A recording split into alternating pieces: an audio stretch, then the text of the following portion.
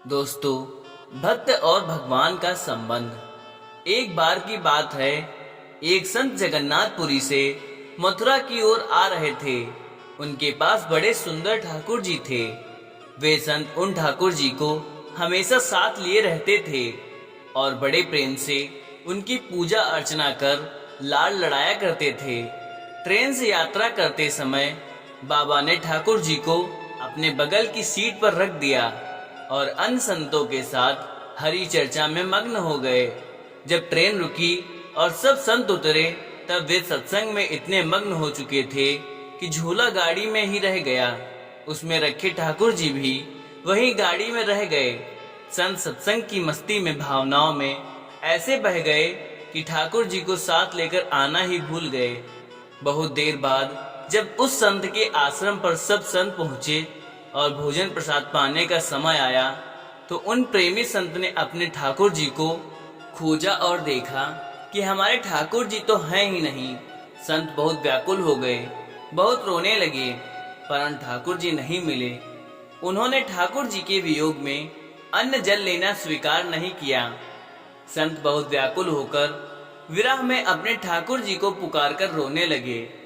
तब उनके एक पहचान के संत ने कहा, महाराज, मैं आपको बहुत सुंदर चिन्हों से अंकित नए ठाकुर जी दे देता हूँ।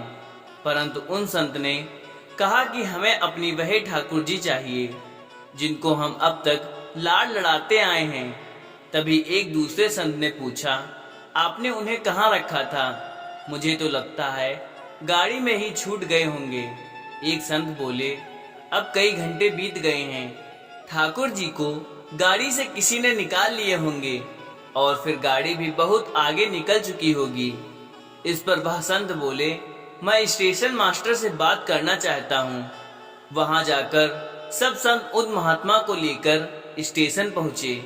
स्टेशन मास्टर से मिले और ठाकुर जी के गुम होने की शिकायत करने लगे। उन्होंने पूछा कि कौन सी गाड़ी में आप बैठकर आए थे।